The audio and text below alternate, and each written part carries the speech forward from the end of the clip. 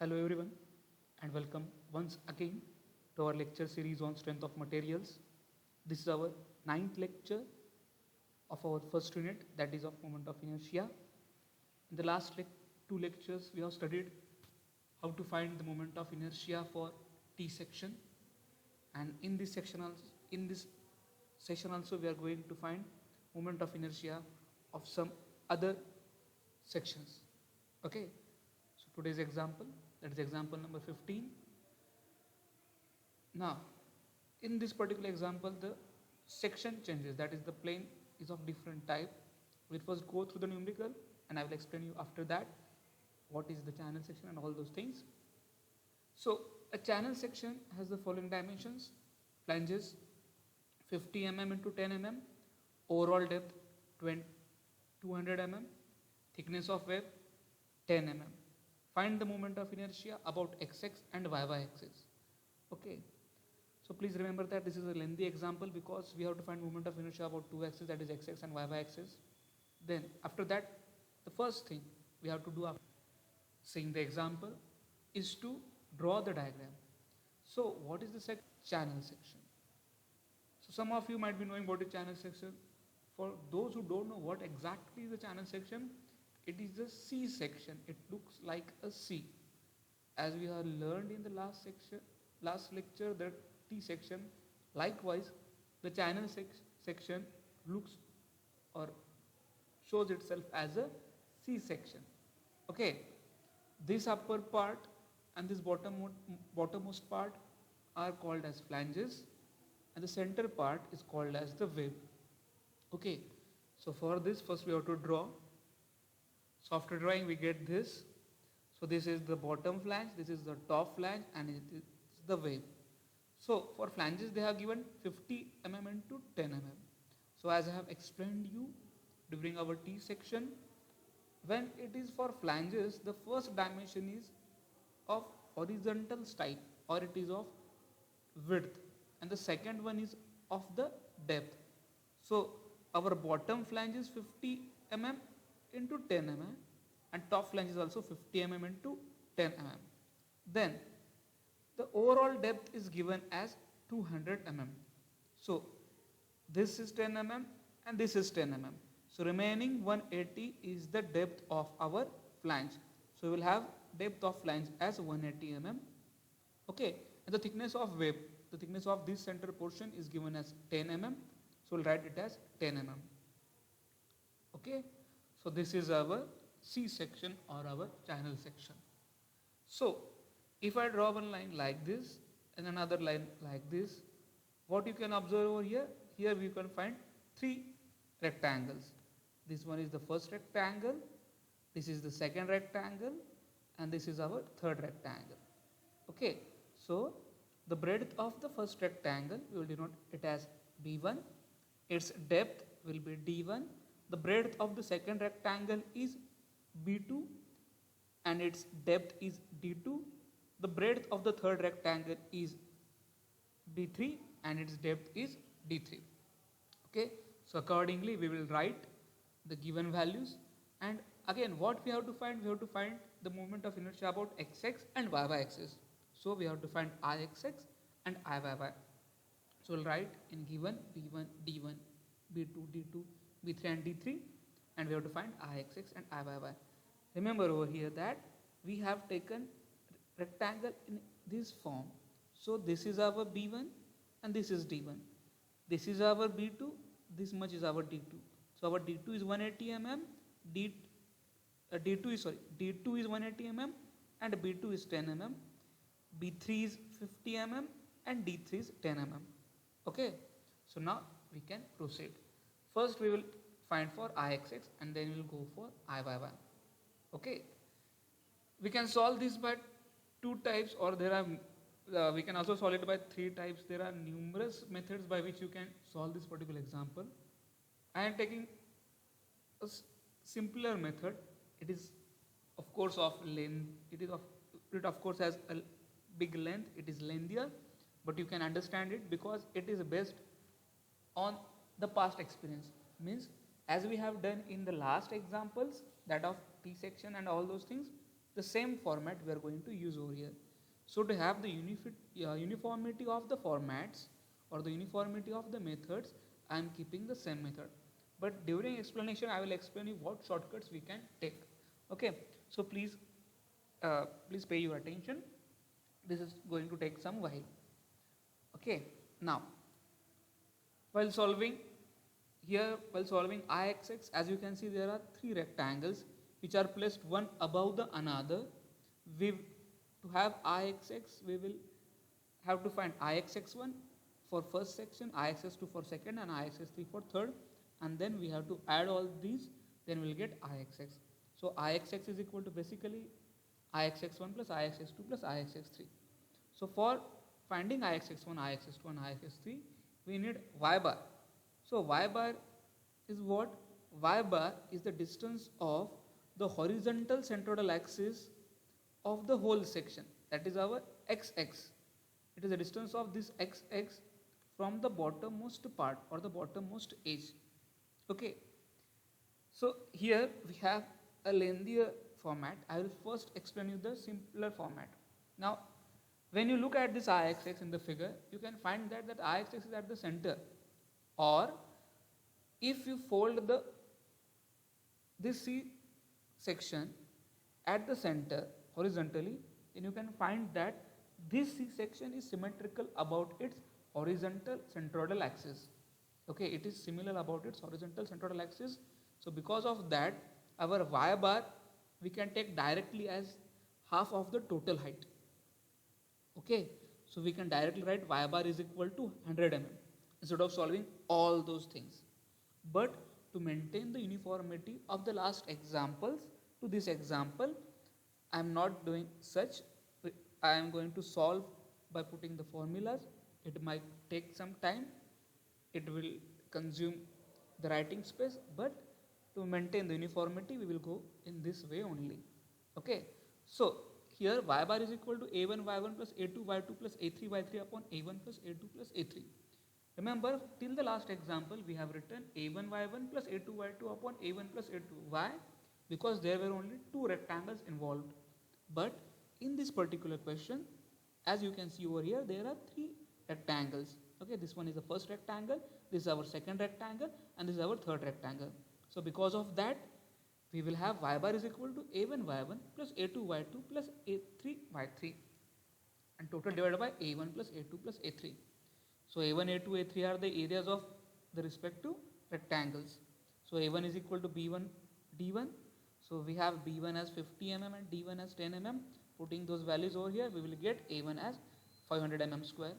Then for a2, the area of the second rectangle, a2 is equal to b2 into d2. Putting the values of b2 and d2 here, we will get a2 equal to 10 into 80, 180, that is equal to 1800 mm square. And finally, a3, that is the area of the third rectangle, you will have a3 is equal to b3 into d3. We will put the values of b3 and d3 in this formula. Then we will have a3 is equal to 50 into 10, so that is equal to 500 mm square. Okay, moving forward, now we have done with a1, a2 and a3. We have to find y1, y2 and y3. So what is y1? The y1 over here is same as that we have found in the last numericals. So y1 is the distance of the horizontal central axis of the first plane. Suppose this is horizontal central axis of our first plane 1 1, then the distance of this axis from bottommost part is our y1. So as this is rectangle, it is symmetrical about this axis. So this axis will lie at the center. So y1 is equal to d1 by 2. So that is equal to 5 mm. Next, to find y2, what is y2? Y2 is the distance of the horizontal central axis of the second portion from the bottommost part. So y2 will begin from this part. Are you getting? Because the second section begins from here, from this line. So to find y2 will be equal to this 10 plus d2 by 2. So we'll have y2 is equal to 10 plus d2 by 2. So we'll have y2 is equal to 100 mm. Okay. Then again, to find y3, so y3 will be how much? So for y3, the third section begins from this line. So this line is at a distance of 10 plus 180. That is, it is at distance of 10 plus 180. That means 190 mm. and above that lies our third section. So the horizontal centroidal axis will lie at the center of the third section. So to find that, what we will do, we will add this 10 plus 180 and then we will do d3 by 2. Okay, so 10 plus 180 plus d3 by 2, that will give us 190 plus 10 by 2 and that is equal to 195 mm. So students, again you can make one mistake over here. See, 10 plus 180 are added differently. They are added separately and d3 by 2 is subtract and it is added differently, separately. Okay, so that means you don't have to divide 10 plus 180 plus d3 by 2. So only d3 is divided by 2, not the whole term. Okay, so please pay attention for this thing, because we have seen that students make mistake. So from that past experience, we are asking you to not commit the same mistake over here. Okay, so we will get y3 is equal to 195 mm. Putting these values of a1, y1, a2, y2 and a3, y3 in the corresponding formula for y bar, we will have y bar is equal to 100 mm. Okay, now you can find one thing, that our y bar and y2 are one and the same. Okay, why? Because our section, it is, or our whole plane or the C section is symmetrical about horizontal centroidal axis. So the central part or the location of the horizontal centroidal axis of the central part, or that is of y2, will be same as that of the whole plane. So because of that reason, we have y2 and y bar equal. Okay, you can do all those things, or as I have explained you earlier before explaining all this formula, that as this whole figure is symmetrical about x-axis, we can directly write y bar is equal to 100 mm, total height upon 2, and that will give us 100 mm. Okay, so you can utilize this much space. Okay, so this much calculation will be saved if you do that method. Else you can follow this method and you will get y bar is equal to 100 mm. Okay, so it is now clear till y bar. Now moving forward, now we have to find Ixx. To find Ixx, we need Ixx1, Ixx2 and Ixx3. Now similarly, as in the previous cases, the formulas here are same. As all the three sections are rectangle, Ixx1 is equal to b1 d1 cube upon 12 plus a1 h1 square, where h1 is equal to y bar minus y1. So how this come? I have already explained you in our previous classes. Okay, if you want to know better about those things, please go through that lecture series. Okay, so we will have Ixx1 is equal to 4.5166 into 10 raised to 6.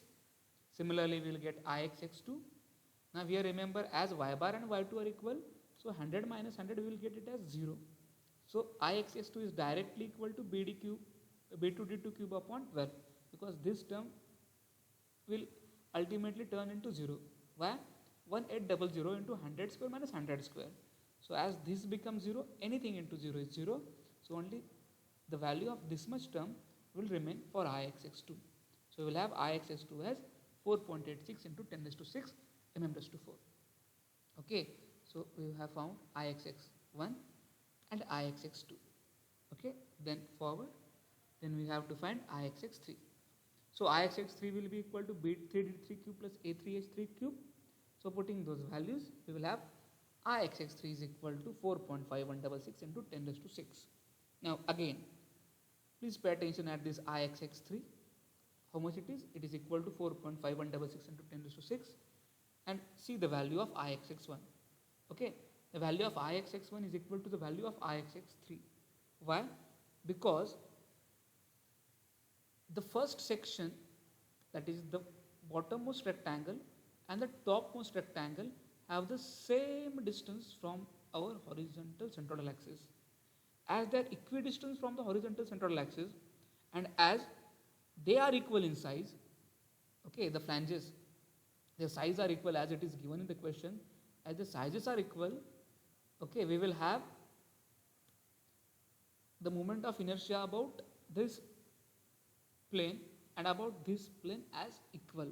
So our Ixx1 will be equal to Ixx3. Okay, why is that so?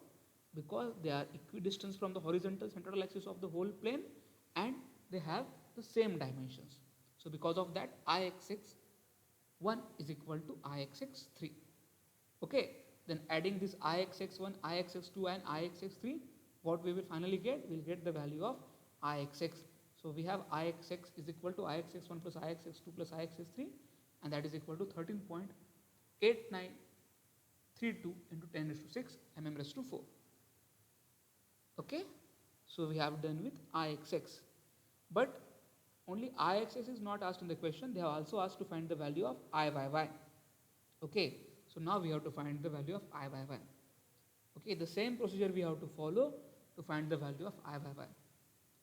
Okay, so let's find the value of iyy. So as there are three sections, this is the first section, this is our second section, and the topmost is our third section.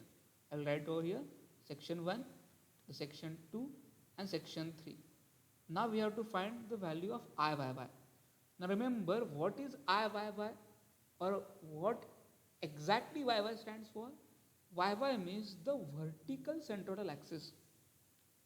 Remember that.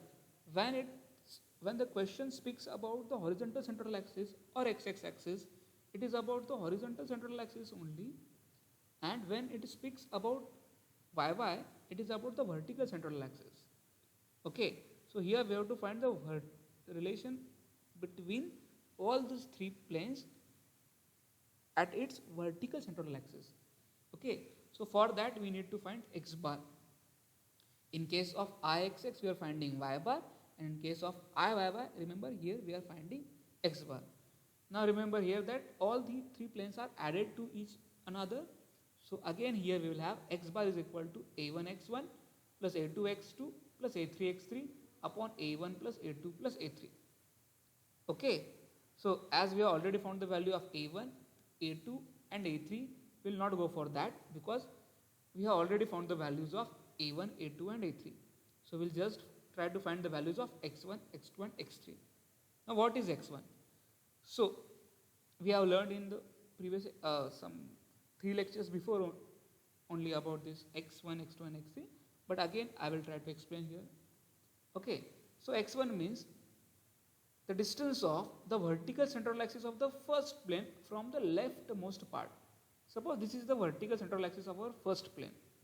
Suppose this is 1, 1 when we consider with respect to the vertical axis. So the distance between this edge or the leftmost edge to this vertical central axis of first plane is our x1. And how much it will be? It will be equal to the half of the breadth. So breadth is denoted by b1. So b1 divided by 2, that will be 50 divided by 2. We will have x1 as 25 mm. Now in the same way we will find x2. So what will be the x2? x2 will be the distance of the horizontal central axis of the second plane from the leftmost part. So that will be equal to b2 by 2. As b2 is 10 over here, we will have x2 is equal to b2 by 2, and that will be 10 by 2. That means 5 mm. Then again we will find x3 in the same way. So x3 is equal to b3 by 3, and that will be equal to 50 by 3, and that will give us b3 by 2, that is equal to 50 by 2, and that will give us 25 mm. So remember, the length of the first plane and the third plane is same. Okay, so their x1 and x3 will be same. Okay, so we have the value of x1, x2 and x3. We'll put those values in this formula, and then we'll get x bar is equal to 500, because 500 is our a1 into 25 plus 1800, which is equal to a2 into 5 plus 500 into 25, where 500 is a3 again. So we will have x bar is equal to 12.1428 mm. So somewhere over here we will have our x bar. So our y-axis will be somewhere over here between this x2 and x1, x3. Okay, x1 and x3 as they are at 25 mm and x2 is at 5 mm. So somewhere between these two terms we will have our x bar. Okay, so now we have x bar. So we can find iy by 1 plus iy by 2 plus iy by 3 and then iy by.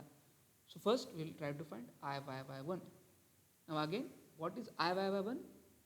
I by y1 is moment of inertia of the first plane with respect to or about the vertical centroidal axis of the total plane, that is about yy. Okay, so now the vertical centroidal axis of the first plane is parallel to the vertical centroidal axis of the whole plane. So we have to use the parallel axis theorem over here. So we will have I by y1 is equal to d1 b1 cube plus 12 plus a1 h1 square. Okay, now let me explain you what is the d1 b1 cube. Now remember, when we have found ixx1, we have used b1 d1 cube upon 12. Why? Because while we find the moment of inertia about the horizontal central axis of a rectangle, so if you suppose this is a rectangle, this axis xx, this is our breadth b, and this is our depth d, and in that case our ixx will be equal to bd cube upon 12. And when we intend to find the moment of inertia about vertical central axis, so suppose this is our yy, then the formula changes and that is equal to db cube upon 12. So instead of writing db cube upon 12, for the first section we have written d1 b1 cube upon 12. Okay, so this is moment of inertia of the first rectangle with respect to its own vertical centroidal axis.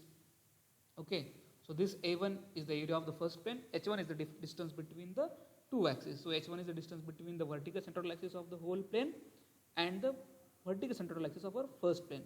So this distance, the distance between the two planes, is our h1. Okay, so don't compare this h1 with this h1. This h1 used over here is different from the h1 used over here.